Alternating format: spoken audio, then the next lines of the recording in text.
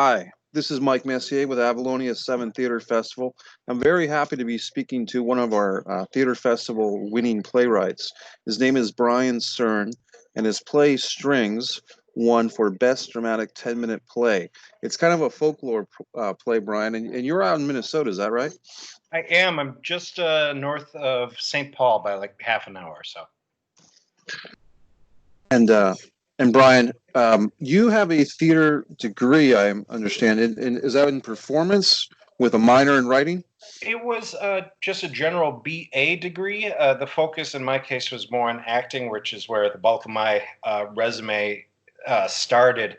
I stepped away for about 12 years and then came back to theater with a local 10-minute play festival, which was my introduction to that. From there, I spent the next couple years directing 10-minute plays, still primarily as an actor out in the community. Then I revisited an idea that I had probably about maybe 8 years earlier, and just could never make it work as a writer. And at this point, I had that 10-minute thing under my belt. So when I found that hook into it, the whole let me tell you the story of what I'm doing as opposed to straight narrative, it wrote itself. Draft one was done in a day. And the piece that you're describing became Strings. Is That's that right? absolutely right. Yeah. And it's one of those things where I don't want to give away too much with Strings because it's a piece that I really like a lot, without giving away too much, it's kind of like if a famous fictional character had an older sister, maybe we'll say that. And sure. I don't want to give away too much. But my description has been a woman out of a legend wants her voice to be heard over her more famous family. And I like that. That's good. Kind of been like if that hook doesn't interest you, well, it's 10 minutes long. Just hold your breath and you'll be through it. Because right. It's been very good that way. Well, it reminds me kind of what was that play, Wicked? Mm-hmm. The Wicked was about the evil stepmother and Cinderella, right? Or was it Snow White or Cinderella that became? Wicked is Wizard of Oz. Wizard of Oz. There you go. So I'm 0 for 2, but the kind of like that Strings, but I won't give away the kind of the source or the inspiration material. But I dig Strings, and I was just watching today a video that's on it's a Playwright Center is a website that people can find you on. Can you tell us more about that? pwcenter.org. Playwright Center is out of Minneapolis, and they offer online programs, so there's members from all around the world. But it is a nonprofit kind of school development center solely dedicated to playwriting. So I've been a member there for a couple years now, taken a few 10-minute plays, and they do publish, or they do not want to say publish, but they have a running list of opportunities, everything from 10-minute to full length. I mean, you name it, they're there. Free, fee-based, publication activities, development, artists in residence activities, things like that. Fantastic resource. Yeah, and that's great to hear because I mean, in the last couple of years, I've been using playsubmissionshelper.com quite a bit. And then I got informed about you're on this one too. It's play. Which one is it? The play exchange. New Play Exchange, right? NPE, New Play Exchange. Yep. And they're all a little bit different, but it's as a writer, it's good to have your finger on the pulse of all these things. For me, it's basically just been exposure. Didn't get into theater because I was uncomfortable hearing the word no. Obviously, if I'm submitting to something that says we only want, full-length plays written by women of color, I'm obviously not submitting to that. But for most things, it's worst they're going to say to me is no, and my life isn't going to change at all.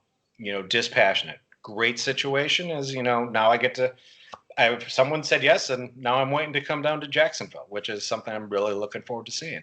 Well, hopefully we'll have our live event as soon as possible. Absolutely. And At this point, I'd be happy if it's 2021. But while we're kind of in this waiting game, I wanted to interview you Yeah, and talk to you because we had another one of our playwrights, Steve St. Louis, on, and we're gonna have a few more of the female playwright winners are going to be coming on this week. So, fantastic. Brian, yeah, it's very cool. Brian, what else can we talk about you and your career, and maybe what is interesting to me as an actor myself who started writing. I was writing before I was an actor, and then I got into acting, and then back to writing. And what are your thoughts as far as like being a person who's both a writer and an actor? And a director? I mean, Yeah. the versatility and doing wearing the different hats, so to speak. Talk about that for a moment. Well, I think it brings me a lot more of a pragmatic approach to it, meaning that I'll read a lot of plays and it's like you've clearly never put on a show. It's like just the logistics of what you're doing is technically awkward or um, can you say what this thing that you're saying in three sentences can you say in two words? Because from a performance point of view, like you're going to lose the audience is not going to stay with you on this ride. So that is the thing for me. Is become like I think a knowledge of how to write a play to be performed, as opposed to a lot of feedback I get. Well, it doesn't read well. Okay, it's not supposed to read well. It's supposed to be performed, or the vice versa. I'm reading this, but clearly this is meant to be. It's paper drama. It's closet drama. It's not meant to be performed. It's meant to be read. So I think that coming to writing, having done everything else, has given me that aspect of I'm going to write the show that I want to produce, that I want to do, that and give me the ability to do it. So it's feasible. Even weird little effects things that like are in strings that they're there because the director and me said, well, this is how you do it. This is how that is executed. In fact, here's 4 different ways of it to pull off. So there's nothing in anything that I've done strings or a couple pieces since then that on paper they read weird, but it's take 5 minutes and be creative, and here's the answer. So it comes down to, I think there's a pragmatism and a technical knowledge that I bring to the act of writing that someone that says I'm just going to write a play that may not appreciate the fine tunings of how is it going to work. You just nailed some big points, Brian, and articulated them very well. I've done some acting coaching back when I was in Rhode Island in the Northeast, and one thing that I was always stressing to my students and my people that I worked with was, as an actor, you've got to be proactive with your own career, and you can't wait for that phone to ring. You've got to write your own script. You've got to produce your own. A lot of people I worked with want to be film actors. I said, you've got to produce a film. If I go see a Brad Pitt movie, I'm sticking around to see the credits before and after the film, because 9 times out of 10 these days, a Brad Pitt film is produced by Brad Pitt. A George Clooney film is produced by George Yep. Clooney. Salma Hayek is producing her own material. Nicole Kidman. All these people that are players in that Hollywood elite are producing their own material, and that same ethic or lesson applies to me and you and everybody else. To sit around and wait for someone to call you because you look good on Facebook is just not realistic for most of us. You know what I mean? That's not going to happen. I mean, especially I run into a lot of in the piece I wrote after strings. The first line is it like lights up on a nightmare, and people will be like, well, what do you mean by that? And I'm like, I don't know. Talk to your designers. I trust that you have the people to interpret what I'm saying. What is a nightmare? Go do it. What does the sound of the universe stopping sound like? Go. You don't need me to tell you how to do your show. I got the story, I got the words. So it's the understanding everything and being in front and ready to roll with it. Brian, let me ask you about formatting a little bit, because one thing that I went from kind of writing a stage play to writing some screenplays and back to stage plays in the last 3 or 4 years. I'm very fascinated, maybe to a fault, with how a play looks on paper. Like basically, I use Final Draft, which it's a traditional screenplay format program, Mhm. but they've come up with stage play, templates in the same program. But I'm always impressed, and I always appreciate plays like Strings that come in and they're easy on the eye, Yeah. where someone didn't get frustrated with Microsoft Word and is pushing all the tabs. Did you use a program for Strings for I your own playwriting? did. Or? It's called Highland 2. It's Mac specific. Um, I've not found anything as simple or as straightforward or as clean as it since then. It's effort like in Fountain, so it's minimal markup, and it just say you say this is stage action, and boom, it's over there. Character dialogue, boom, it's there. It's just clean and no fancy nothing. It's just does its job and does it very well. You know. And we were talking before we recorded this conversation, and an interesting point was that Strings has been produced 3 or 4 times previous to Avalonia's 7 Theater Festival. And what was really cool, talking to you before this recording, I think, um, you were able to go see in other parts of the world your Yep. play. You and your wife took a road trip and went to see your play produced, which is a testimony to the power of these, whether it's Play Submissions Helper, New Play Exchange, Playwright Center, whatever website people are using to find out about theater companies across the world that are doing people's original work. Tell us about that experience, about you and your wife going to see your own play performed. It wasn't just me and my wife. It was me, my wife, and my then 5-year-old, my brother-in-law, my mother, and my wife's aunt. It was a family affair from both here in Minneapolis, or the Twin Cities, Milwaukee, and we all sort of just met in Toronto.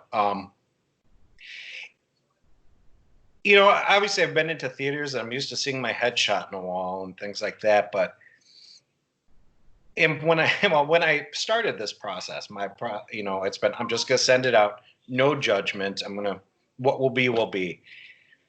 The Toronto Festival I came across. It was the largest 10-minute festival in the nation, in held in Toronto, and it was like, okay.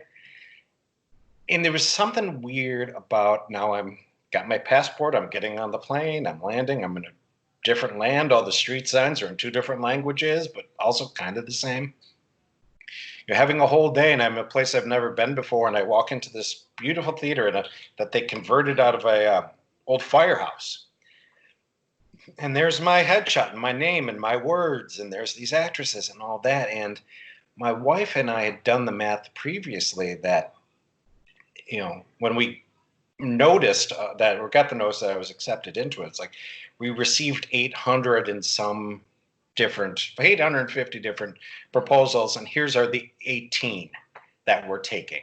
And it was just like the odds of that were like insane, like 2 point some percent chance of getting in.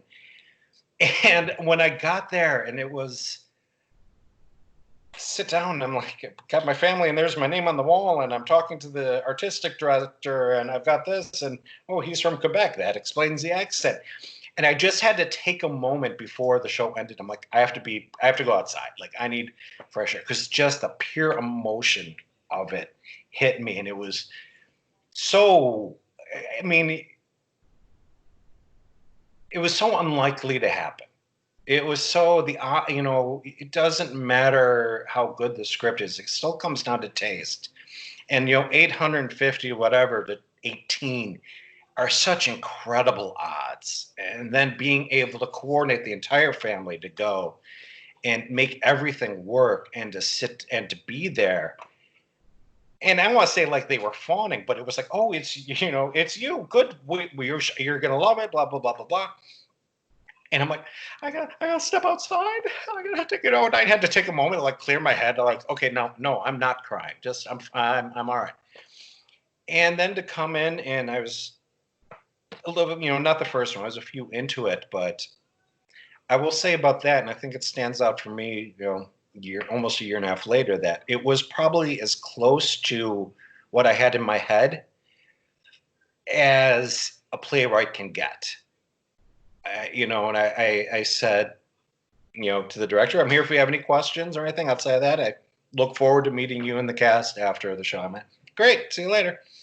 And that's it. It was just the experience. It was just the unlikeliness of it coming on, and, you know, walking down the street and being at work, and in my head, I'm like, there's someone in a different country reversing words that I wrote. That's weird. That's just, you know, it was one of those moments that, like, if it never happens again, I had it. I had that moment. Let's see if we can make it happen again. Well, most definitely. And that's what we're here for with Avalonia 7 Theater Festival. And I'm really happy. You know, we only had 7 plays that we selected, one in each of the 7 categories. Yours is one of them. And I know, yeah, my judges, Mariah and Jason, really loved your script as well as I did. And is there anything you want to mention about your acting? Because the way that you told that story was pretty entertaining. So I just want to give you an opportunity to plug yourself as an actor as well, in case anyone's out there and have something they might think of you for, whether they're in Minnesota or worldwide. Talk about your acting. You know what? The same contact information on NPX and at Playwright Center is the same way to reach me. I don't have, obviously, we're almost everything is shut down now. I'm working with a few groups developing programming for 21-22, and I've hooked up with a children's theater group in the neighborhood. And so I've been teaching, actually. I just wrapped up a online monologue class for teenagers, and they're going to be launching a kind of doing a radio play drama thing. So I'm coming in to do some vocal coaching on that, and how do you develop more than one character and all that. Outside of that, without anything to be performed, doing my best to keep busy. So, you know, that's about it. I wish I had more exciting news on the performance front, but yeah, I was just talking to a friend of mine today, and it is one of those things where there's so much we can do on the computer. We can work on writing scripts, but eventually we really want this COVID thing to break, because we are people that we deal with humanity. We deal with other people. So, you know, I've been wearing, I don't know how much good they're doing, but wearing these variety of neck gaiters and assorted masks, just to let people know that we've all got to, you know, wear masks in public, because it helps the situation. It doesn't hurt. If I could find a comedy and tragedy mask, I would be, that would be awesome. That's great. Well, Brian, I really want to thank you for this interview. And if we can, all the things you talked about, we can link on the website so people can get a hold of you. Is there anything else you want to say to your friends in Avalonia 7 theater world, which is a work in progress with it? You know what? I'm excited to be a part of it. It was a great day, that day that I saw my name with, you know, winner, best of category. And it was, it's like, look, what do you think of me now? Here I am, look at this. People that I haven't seen for a while saw my name on that. So it was a good way to reconnect. And let's just all do what we got to do to take everything down so I can come down and see the show. Most definitely. Well, Brian Cern, thank you so much. Winner 10-minute Best Dramatic for Strings for Avalonia 7 Theater Festival. Please check out our website. We've just announced the Avalonia Photography Competition, which just got launched 2 days ago. So we're very excited about that. And we still have the Avalonia Film Festival. The short film submissions have been through the roof this year. And we have more submissions already for the film festival, on our 5th film festival, than we've ever had in any other season. So I want to thank everybody for that. And Brian, thanks again. Say hi to your wife and kid for us. And have a great week, my friend. Well, dude, take care, sir. We'll talk soon. Thank you.